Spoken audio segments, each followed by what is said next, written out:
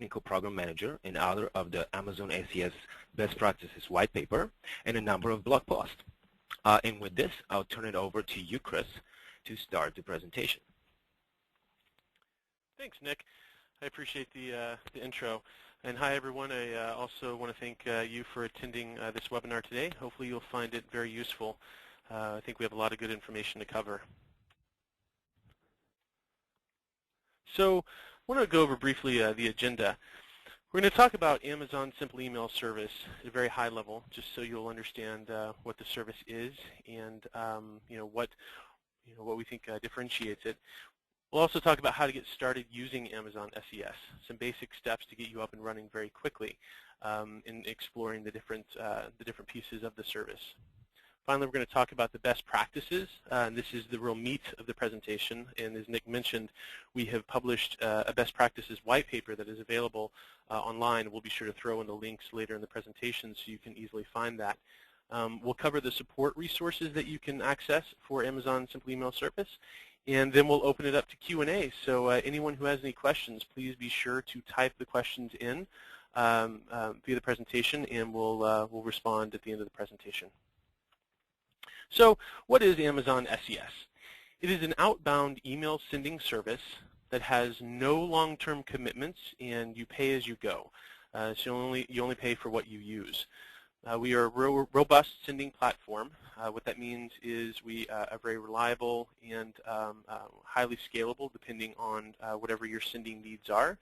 And there's no email infrastructure that you have to worry about. We take care of all the undifferentiated muck of the message sending process for you, so you don't have to build out internal systems to facilitate that. So let's talk about what the different types of delivery are.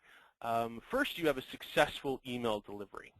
And this is just to make sure everyone's on the same page with the terminology that we use, the different types of responses you can expect from an ISP. So a successful delivery is where you, as the sender, hand off data to Amazon SES. And you can do this via the API, the send email call or send raw email call. You can do it via SMTP. Or HTTPS, whatever method you prefer, but you will hand off the actual email data to Amazon SES, which will then in turn send that message out to the receiving ISP. And so this is the system that facilitates the message being delivered to the recipient that your message is intended to go to. The second use case here is a bounce. You hand off the data to Amazon SES, just like you would previously. However, when Amazon SES attempts to deliver the message to the receiver ISP, the receiver ISP responds back with a permanent delivery error. And so this means that the receiving server will not and has given up trying to deliver that message. They will then send back what we call a bounce message. And this is describing why the message wasn't able to be delivered, a short code, an NDR, or a bounce string, if you will, and then Amazon SES hands that message back to you, either via email or if you're plugged into one of the recent features that we launched, Simple Notification Service, where you can actually have bounces communicated out to you via an SNS topic. Then the third use case is you send a message through SES, again, hand off the data to SES, and then SES attempts to deliver it to the ISP. The message is delivered. However, the recipient marks that message as spam. And there are several different UIs out there, web clients that recipients use to read their mail, and a lot of them will have a spam button or this is spam. And if they click that and the ISP is participating in what we call as a feedback loop with SES, we will get a notification from the ISP saying, with a copy of the message that was complained about, we will then hand that back off to you as the sender, again, through the same mechanisms as bounces, so via email or via an SNS topic. I'd also like to talk about pricing, which I know is very near and dear to a lot of folks' hearts. We have priced Amazon SES to be 10 cents per 1,000 messages sent, and we call this basically 10 cent CPM, and this is an industry standard term, so cost per 1,000. We also have data transfer fees, as you can see on the screen. All data transfer into SES is free, and then data transfer out of SES is free up to the first gig per month. And typically what we see is, unless customers are sending really heavy content out, it's very easy to stay under the pricing plan for the data transfer out, and you could potentially just send messages without having any data transfer fees associated with it, which is a nice plus. Also, if you're wanting to send attachments through SES, we absolutely support that. There is a small 12 cents per gig bandwidth fee that we charge, and you'll see this on your monthly bill. However, we also have a free tier. I'm very excited about this. We have a lot of customers that are successfully using it, and you can send up to 2,000 messages for free each day when you call SES from an Amazon EC2 instance or Elastic Beanstalk. And so, if you want to receive, an additional free amount of messages, simply call us from that, from EC2 or Beanstalk. And we've also found that a lot of customers are able to send entirely free every month within this tier. So depending on what kind of volume you're trying to push or how many recipients you're sending to, it's entirely possible for you to have a completely free infrastructure sending email. All right, so we've talked about pricing, about what Amazon SES is. How do you use it? So there are 5 simple steps in order to get you up and running using the service. You sign up, you verify your email address or domain, you send a test email, you request production access when you're done testing, and then you grow your quota over time. So we'll go through each one of these real quickly. First, when you sign up for Amazon SES, it's the same process you would use to sign up for any other AWS service. You simply go into the website, aws.amazon.com. You can click on the Create an AWS Account link in the upper right-hand corner, as you can see on the screen. Or if you go to the SES detail page, and I'll give you the link to that a little bit later, you click on the Sign Up button in the right-hand nav, and you'll be taken to just the standard AWS sign-up process. Once you've signed up for an account, you will be dropped into what is called Amazon SES Sandbox. And this is a place where you can test the service, kind of a proof of concept, if you will. You get up to 200 messages per day that you can send, and you can only send messages to and from addresses or domains that you have verified ownership with. And the way to tell if you're in the sandbox is just to look at the sending quota, and if you have 200 emails per 24-hour period as your quota, that means you're in the sandbox. And this screen, by the way, is the management console for SES. And again, it's very easy to get to. You go to the home page of AWS. You can log into the management console in the upper right-hand corner, and then select SES as the service. And as I show here, if you want to verify a new sender, such as an email address or a domain, you click on the Verify a New Sender button that'll show in the Getting Started pane. So how do you verify a sender? Well, click on the button, like I mentioned, and you can either verify an email address or a domain. And so it's very simple. Email address, we will send an email to that address. You click on a link, and that address now is associated with your account in the state of verified. If you want to verify a domain, and which means you can send from or to, while you're in the sandbox, any address that lives on that domain, you go to the verified domain pop-up. You put in a domain value, and then you walk through the steps to get that, to get that tailored to your DNS. And if you're using Route 53, there's a very easy process through that as well.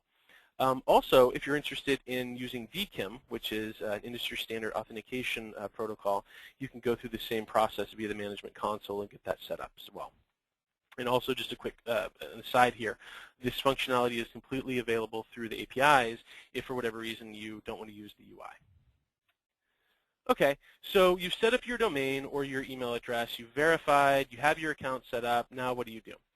You can send a test email through the management console very easily. You go into the verified senders pane, and then click on the Send a Test Email button in the middle of the pane, as you can see here on the screen.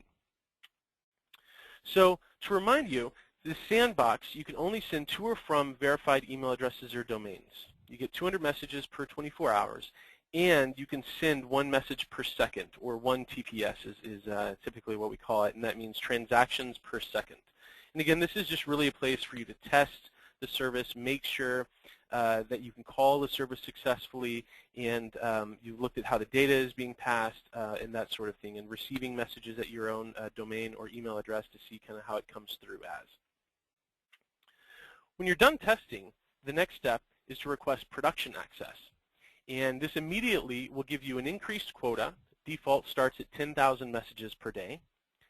Your TPS, and remember that's the sending rate, the transactions per second, will be 5.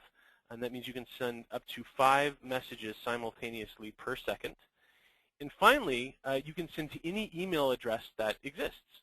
So as long as it is a well-formed email address, so value@value.tld, then SES will send that message along. So this removes the restriction that you can only send to your own verified addresses or domains. So to request production access, you simply click on the Request Production Access button, appropriately labeled, within the Getting Started section in the Management Console under SES. We've made it very easy for you. Click that button and away you go. Below, you can see the sending quota for 200 emails per 24-hour period. That means, again, you're in the Sandbox.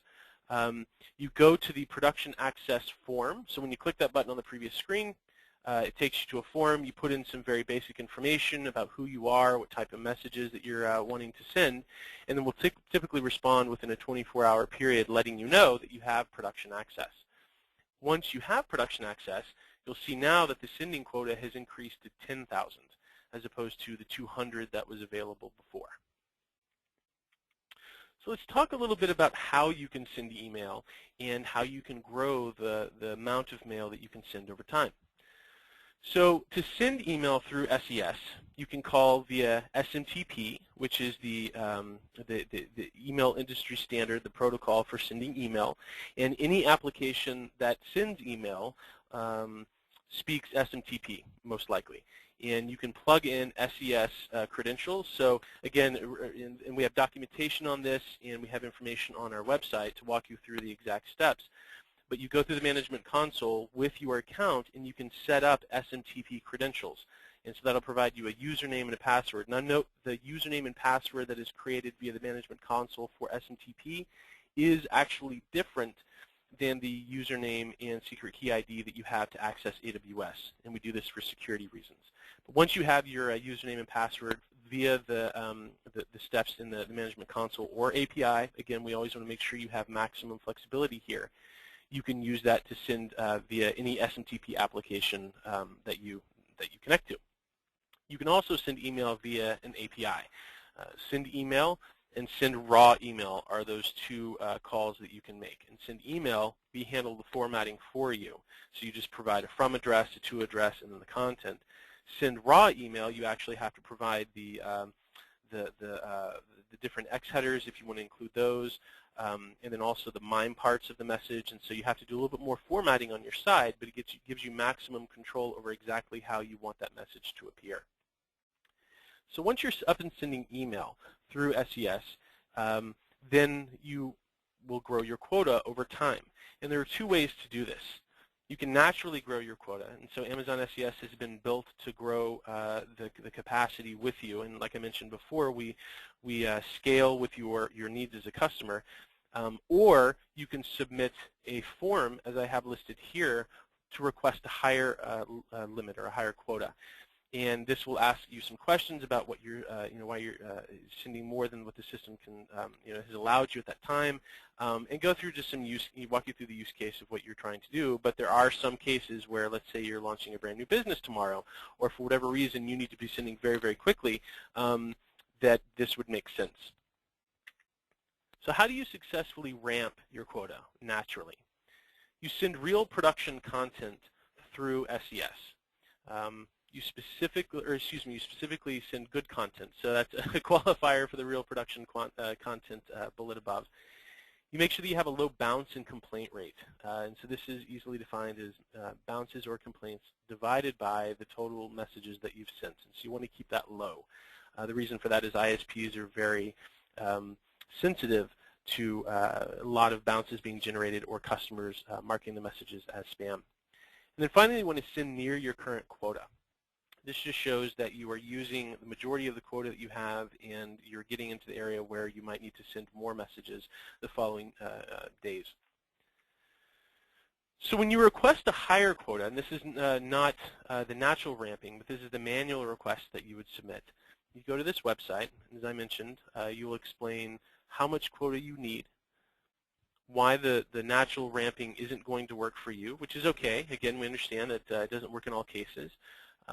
What your use case is about, like why are you sending, what's the, just explain to us a little bit about what your use case is going to be.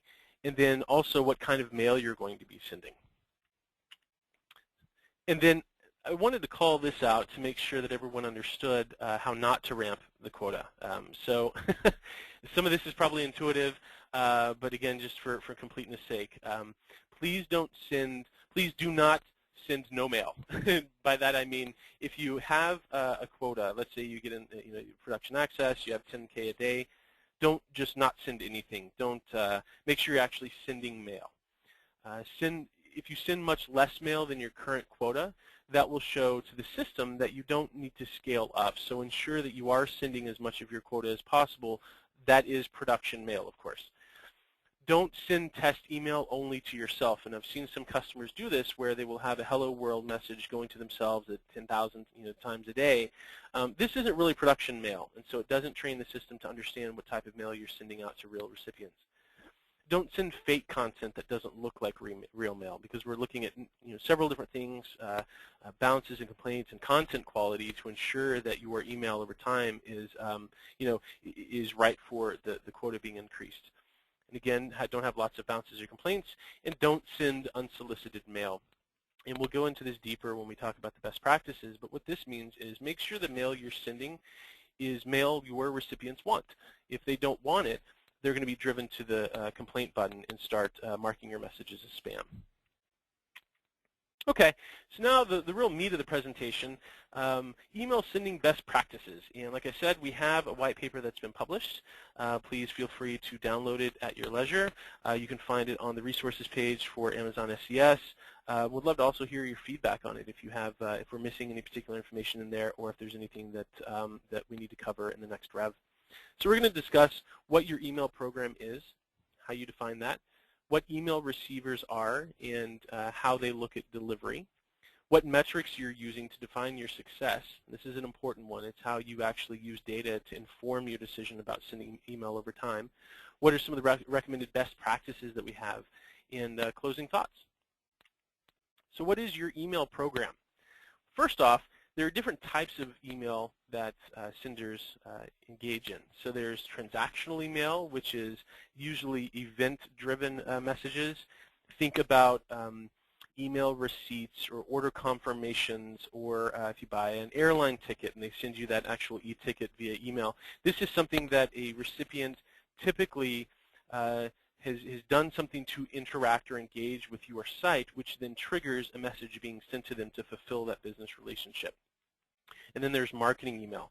And this is typically more geared towards a message that you as a sender think that your recipient should be exposed to, but that the recipient hasn't explicitly said, send me this message at this time.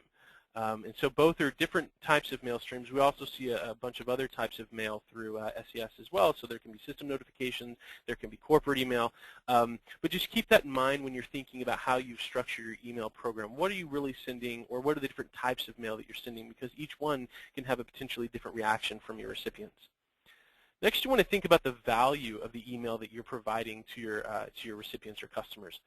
So obviously newsletters are going to have a different type of value than account notifications, which would be transactional mail.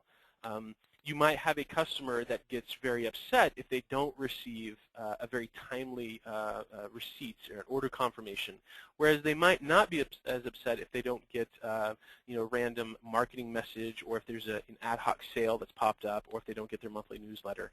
But keep that in mind depending on which type you're sending, and always ensure that you're driving for the highest value when you're getting that email in front of the recipient.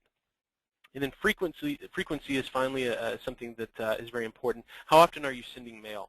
So this is the cadence that you're going to stick to. Is it a daily deals program? Is it a job listing that you're sending out every day? Or is it a monthly cooking club update or what have you?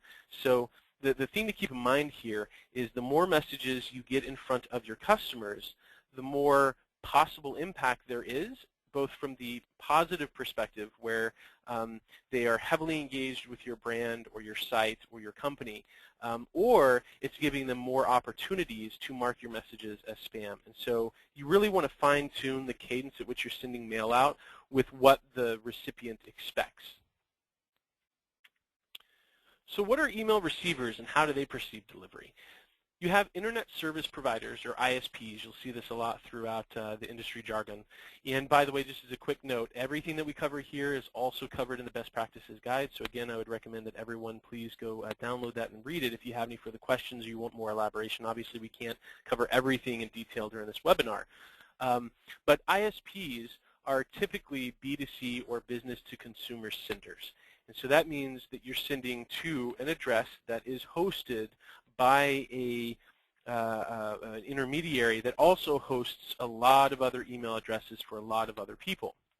Examples here are Yahoo, Gmail, and Comcast. The thing here to keep in mind is that the intermediary, that ISP, is seeing a lot of mail from a lot of different egress points into a lot of different mailboxes. And so typically you'll find that the anti-spam measures that the ISPs have are geared more towards an aggregate level.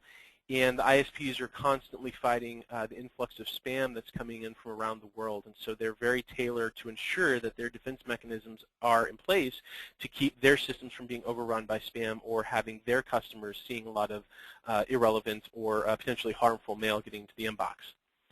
Corporate systems, on the other hand, are independently hosted, and so think of this more as a B2B or business-to-business. This is perhaps the mail server that your company is running to allow you to have your work address available to you to send email out to your colleagues.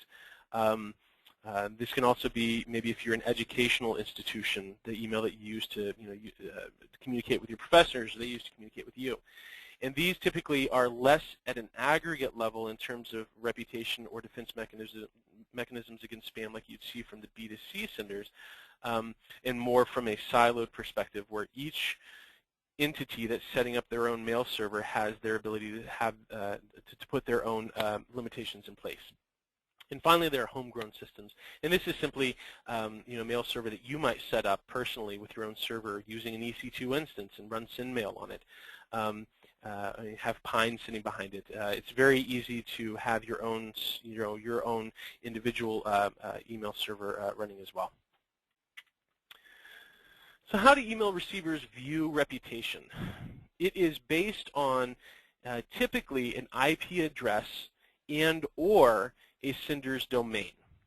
So if you think about it in terms of a credit report, right? So you have to build up trust with one of these, conglomerate companies out there, which builds a profile about you, and they only enhance that profile over time as you engage with more and more lenders out there. Same thing kind of applies to email. The more mail you send, the higher that is high quality, the greater the reputation is for that IP address and for the domain. For Amazon SES, we take care of the IP reputation for you. We have fully seasoned IPs that go into rotation, and you don't have to worry about building up a reputation on that IP address. For the domain, on the other hand, you will be in charge of ensuring that the domain that you're sending from is actually garnering a good reputation. And we have, again, DKIM in place to help you authenticate that.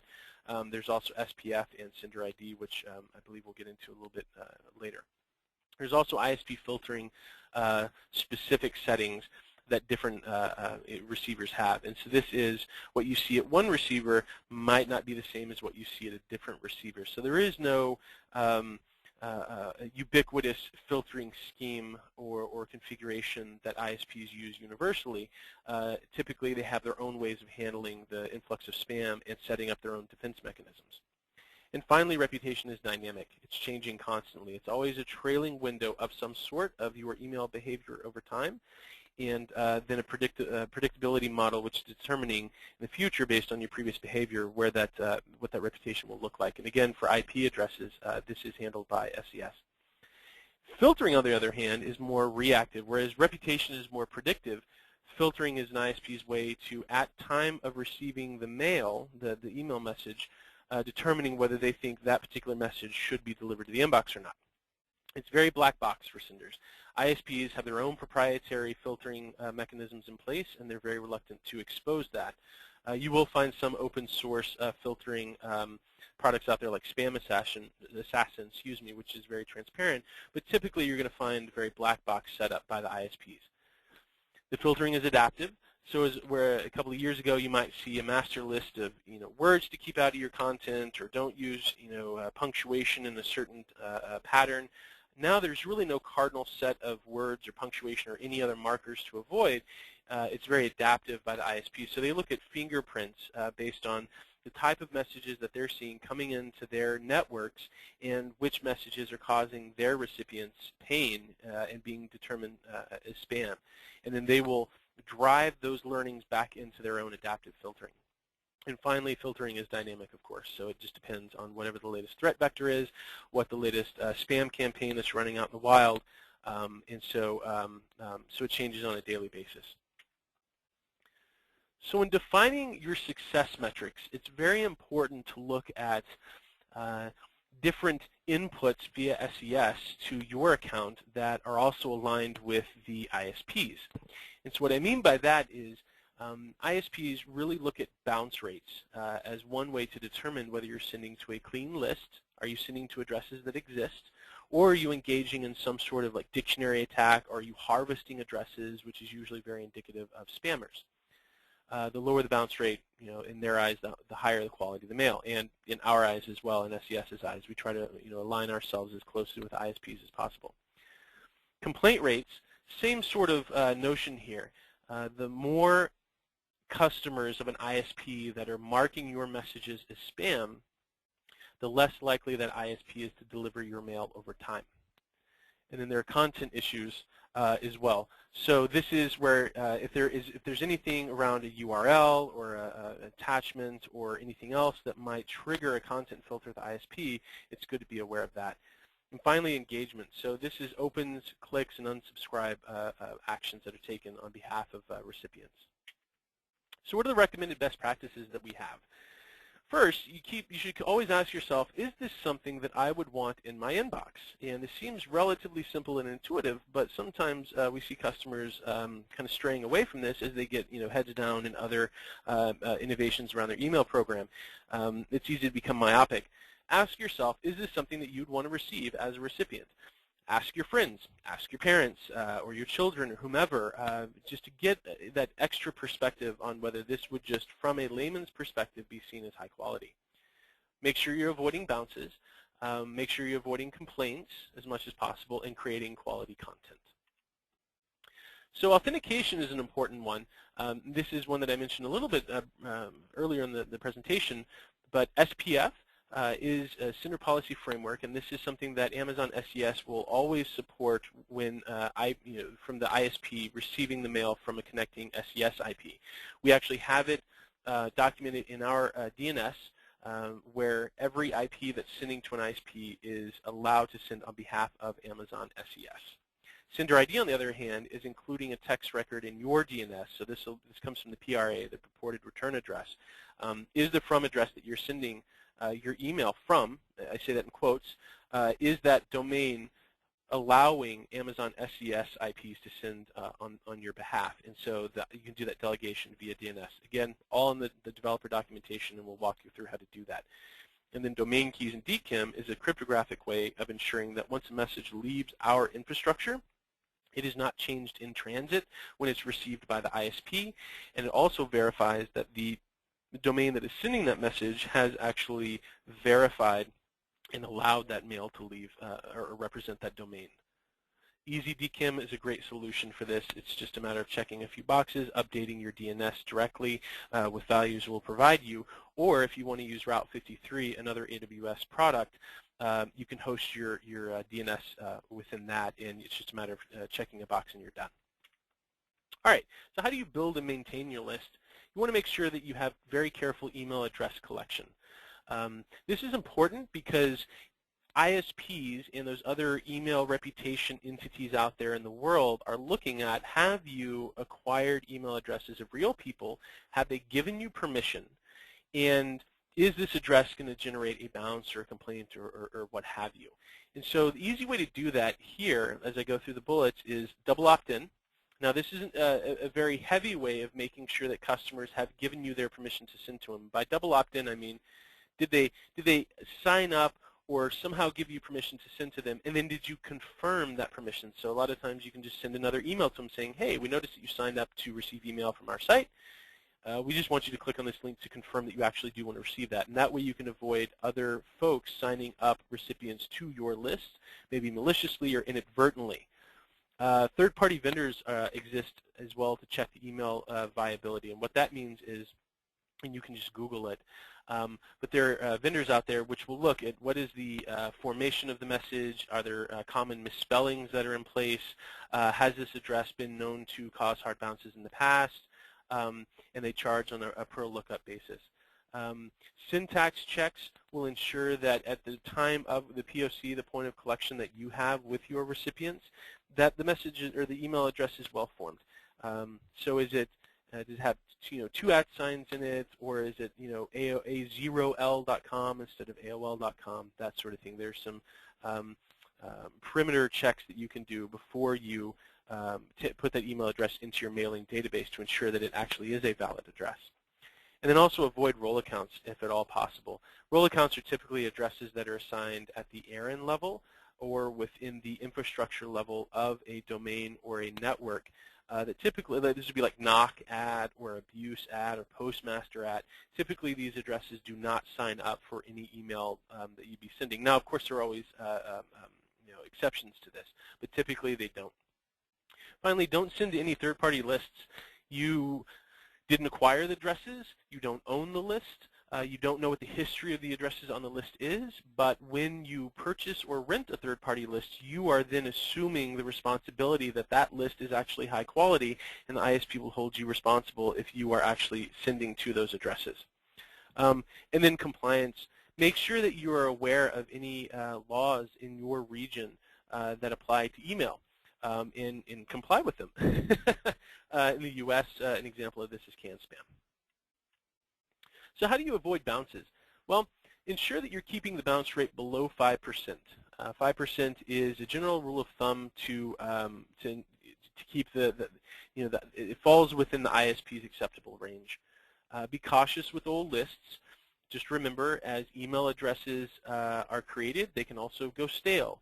People abandon email addresses over time. So if you haven't sent to a list in, let's say, over a year or two, chances are you're going to have email addresses that were valid when that person signed up for your program, your email program, but now actually might not have anyone behind them. So the ISP may have turned that email address off. It could have gone inactive. It could just be defunct account, or it could have been converted into a spam trap, which is where an ISP will enable that address again, not have a human behind it, and then see who is actually sending to it. And a lot of spam trap hits can be very bad for your reputation. Also, think of alternative forms of communication.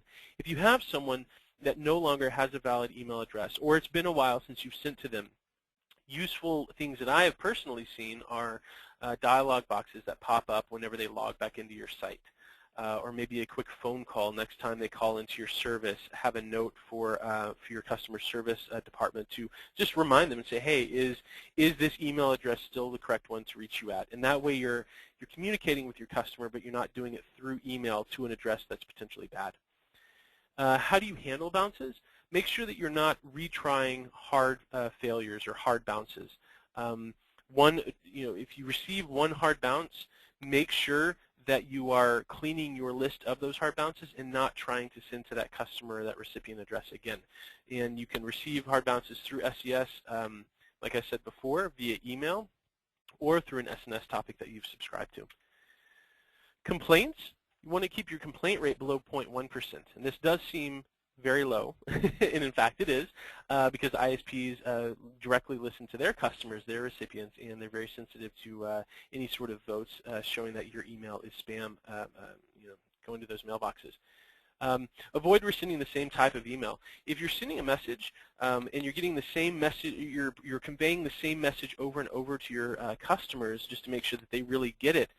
From a marketing perspective, that might make sense, but from an email perspective, it doesn't make sense as much for the recipients who might think that you're hounding them or annoying them or not giving them any useful information. The value of that email goes down, and you might drive them to the spam complaint, or the complaint button. Be cautious with old lists as well. Same thing, as I mentioned with bounces, can happen with complaints. If you send an email to an address that never subscribed to your service, maybe you got it from a third-party system, or just hasn't heard from you in a long time, and you are no longer relevant to them, they could consider that mail to be spam. Go to the spam button, and now you've generated a complaint. Ensure that you're accepting and doing something with the complaints we send you when you're handling the complaints, that type of feedback. And then also ensure that you have a way to determine who is complaining about your mail. And so what I mean by the redacted addresses bullet here is some ISPs will remove any of the identifying information out of a message where you can tell who exactly complained about that email. So a good way to ensure that you always have something to map back to a particular recipient in a campaign that you've sent out is having an X header with some value that makes sense to you in your email program that you can look up when you receive the complaint back, or having something embedded in the message itself that links back to that particular recipient. How do you create quality content? Make sure that most content filters that you're tailoring your content for, you're taking into account that they are comprehensive. And so by that I mean, again, it's not just do not use these 10 words or do not have this particular image size in your message, but you're taking into account that it's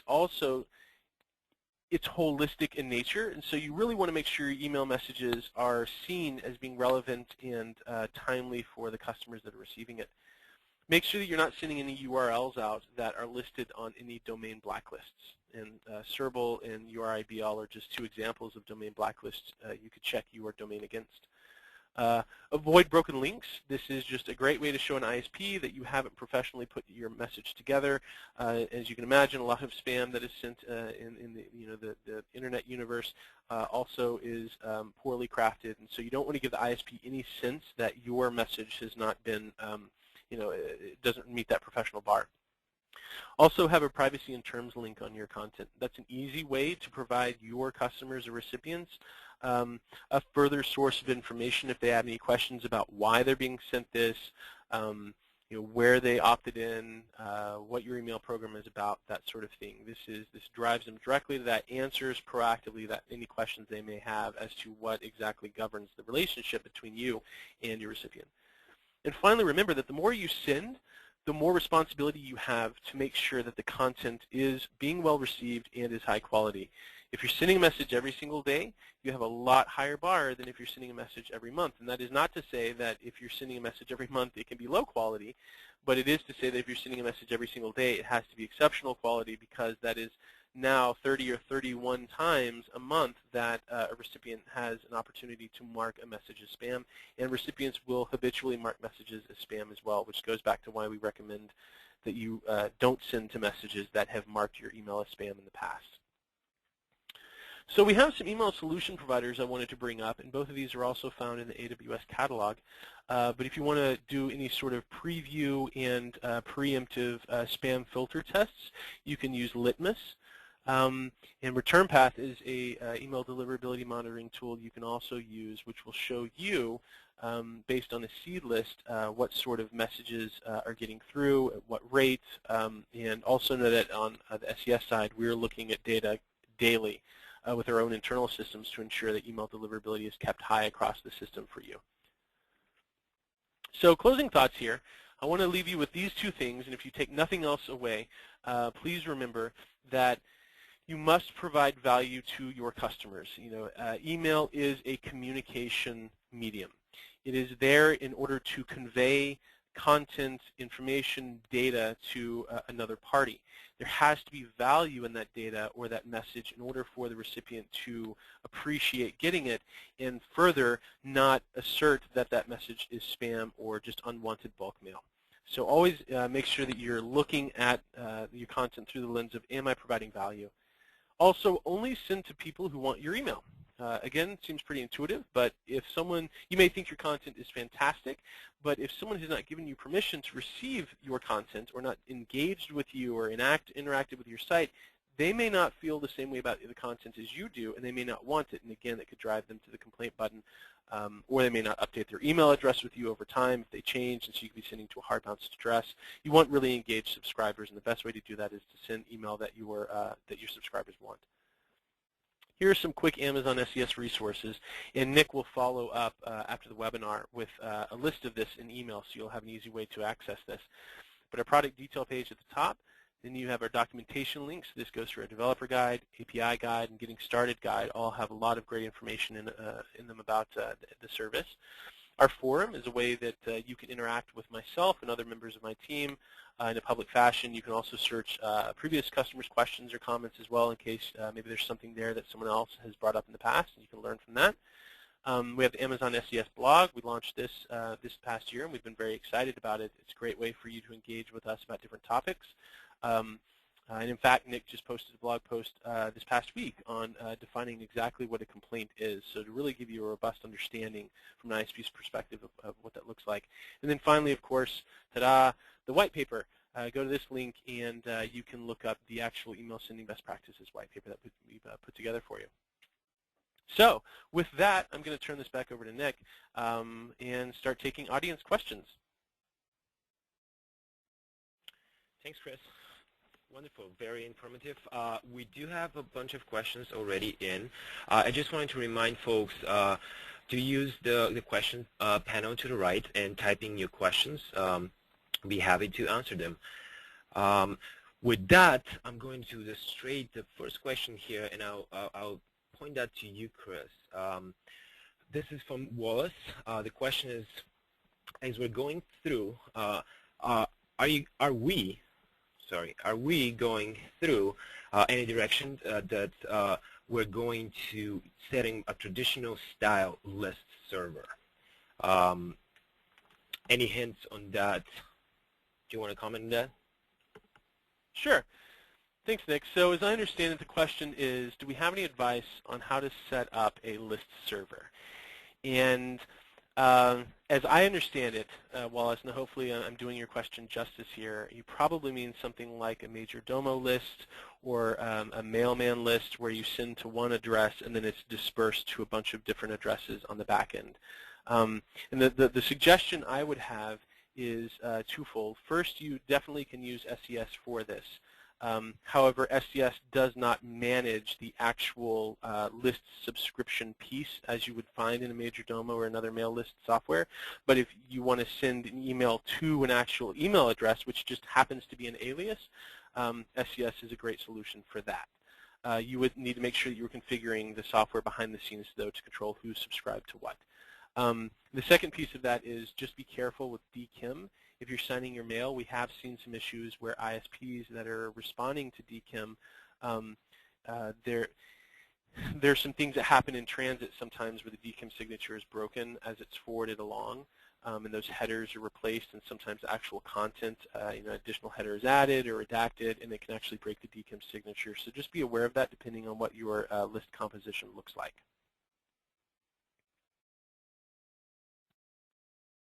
Okay, thanks, Chris. Let's see another question here. So this is from Alex, and I'll take this one. It's the question is regarding the sending limits. Currently, our max send rate is set to 5 emails per second. What happens if our system experiences a burst and it tries to send at a higher rate during a period? Are those messages automatically rejected, or they're queued in SES? Great question, Alex. So unfortunately, the system will reject those messages, reject them on the front end with a message basically stating that you're exceeding your quota. Just a reminder for all of you folks, maximum send rate and sending quota both are set in place as soon as you get production access. And those, as Chris was sharing earlier in the webinar, will grow when you continue to send a high-quality email. You could track your current rates by checking from your management console at any point of time. Okay, let's see what else. So here's another one, and I'll point this back to you, Chris. Um, this is from Nathan. The question is, mailing to customers vanish without a trace. We know about this problem. We don't get a complaint, nor the email is received in the spam folder. I think the question is what happens with those email addresses, why there's a case where we'll not receive any feedback after sending an email. Yep, thanks. Good question, Nathan. So I want to keep hounding on this fact, which is Amazon SES will control and send messages up to and the point of egress from our infrastructure. We do not control what happens with messages after we actually send them out into the wild. So when they go out over the the routers and the backbone of the internet, go through the same pipes, if you will, to get to the receiving ISP. That said, we do ensure that our infrastructure and the system is set up with the highest level of confidence to get those messages delivered. Obviously, we take this very, very seriously. In these particular cases where I've heard from customers who have called the service, have received a successful response if they're calling via the API, so you get a 250 response code, and don't receive a bounce, don't receive a complaint about that message, but then can't find that message at the receiving email address, I urge them to send that same message to another email address that may sit behind a different email server. So, for instance, if you're sending to one particular ISP and your mail is just going into a black hole, you can't find it at all, you're not seeing any of the, again, not seeing a bounce or complaints or anything else, letting you know that the recipient has gotten it, try sending your mail to a different ISP or try sending it to yourself to make sure first that you're invoking the system correctly. And that B, maybe it is something with that particular recipient's ISP. Maybe a recipient level filtering, it may be an ISP level filtering. Maybe if you're sending into a B2B domain, there might be something particularly weird with that configuration where your messages are getting hung up there. Unfortunately, there is no requirement that an ISP respond back with the actual disposition of a message. And if all else fails, you can always reach out to us on the forum, and we'll be glad to troubleshoot this with you as well, kind of walk through some basic steps to try to figure out what's going on. Thanks, Chris. Here's another interesting question, and I'll take this one. What is a healthy open rate for a targeted campaign? And there's no easy answer. I guess the easy answer, it depends. I would personally be worried for any campaign that gets below 10% open rate, and I'm putting a lower limit to that because in fact it depends. I would encourage you guys monitor your rates throughout the campaigns, employ A/B testing, and any deviation of what you're seeing for the particular campaign type of email marketing, be suspicious. That would be my answer to that. Let's see if I have anything interesting for Chris again. Going to, okay, that's interesting. We send almost 2 billion emails annually from our application. Are there greater volume discounts or 10 cents CPM as the flat rate? Thank you. This is from Steve, by the way. Yep, great question. Thanks a lot, Steve. And by Nick reading the previous question, it appears that Steve sends 2 billion emails annually from his applications. I just want to make that clear. It wasn't a statement of Amazon SES sending. So for this, we are always open to discussing potential, one-off negotiations, or in grabbing the sales side of the house to get involved with really high volume senders. But today we do not offer a standard price reduction beyond 10 cents per 1,000 messages. So I would suggest if you are interested in sending higher levels of email and having that conversation, there is a Contact Us form on the AWS site which will point you to the sales organization, and please fill that out and someone will be in touch with you. Or As always, you can feel free to engage via the forum. Thanks, Chris. Here's an interesting one. It's rather basic, but I think people tend to go back to it, and me myself often. This is the question is: can you explain the difference between hard and soft bounces? And you'd hear in the industry, I guess, depending of your email service provider or depending of how exactly the ISP respond to your emails, you'd hear different, I'd say, labels for those. I think the basic rule of thumb is hard bounce is the one that it's a permanent delivery failure. So we, SES in particular, you're handing us the message, we have attempted n number of times, and we are unable to make it through. The example of hard bounce, and the reason for that is it's account does not exist. Account unknown. Basically, the mailbox does not exist at the email service provider, being Yahoo or let's say Gmail, for example. The soft bounces, on the other hand, are the temporary errors. And to put it this way, to visualize that, I'd say the most common one will be mailbox full. Oftentimes, people will get to the point where they reach the max quota of their mailbox, and the ISP will send back an error which will define that bounce as a soft bounce. Now, what you should do in this case is, and this is temporary bounces, and by the way, SES does this for you as well, you should attempt sending to that email address again. Chances are the user will claim space, and that email address will be an active and accept email soon again.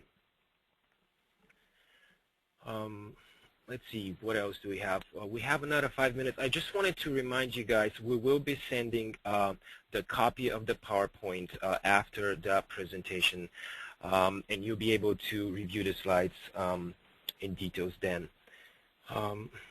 Back to Chris. Hey, I'm gonna jump in real quick. Yeah, go ahead.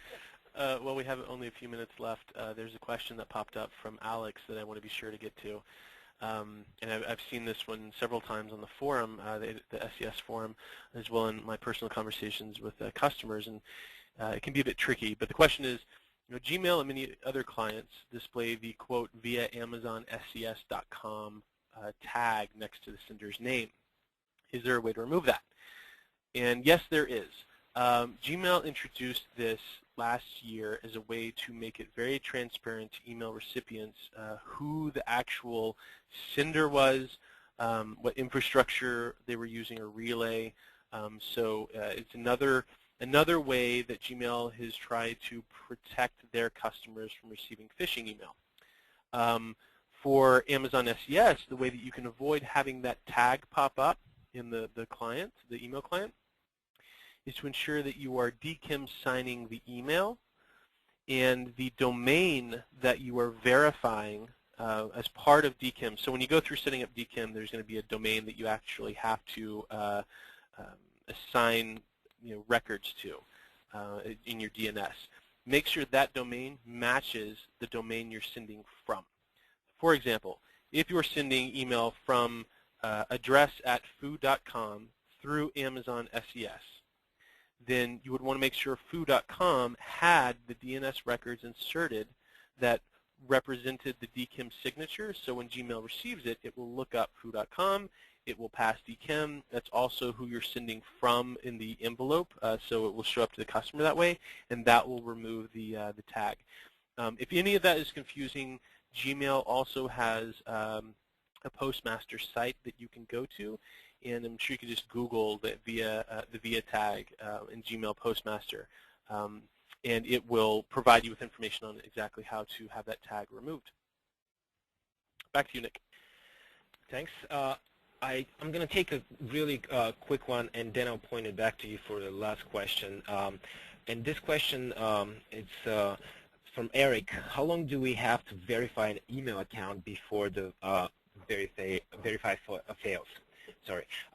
So I believe it's 3 days, but rest assured you can always re-verify the email address to reset the time, Eric.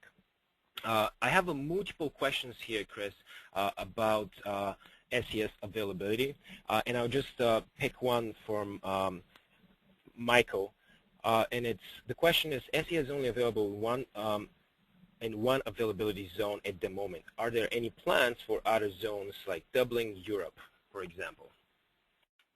Yep. Thanks for the question, Michael, and this is a good one to probably wrap things up with. You are correct. SES is only available in one availability zone today, so you can access this via US East.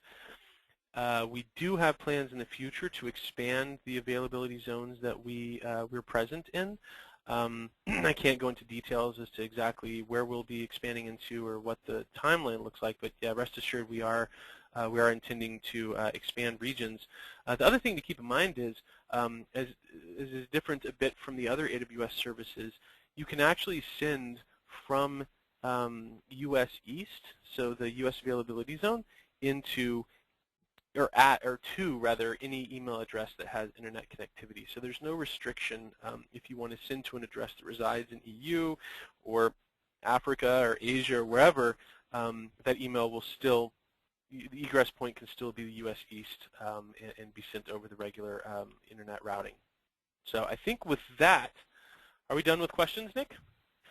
Yes, I think we're running out of time. I think we're going to wrap up today's presentation with this. Thank you, Chris. Thank everyone for attending. Once again, there will be a follow-up email with a link to the recorded presentation and webinar. I encourage you all, do check often the aws.amazon.com page for listing for upcoming webinars and virtual events. On behalf of Amazon Web Services and me and Chris, thank you for joining us to learning more about Amazon Simple Email Service.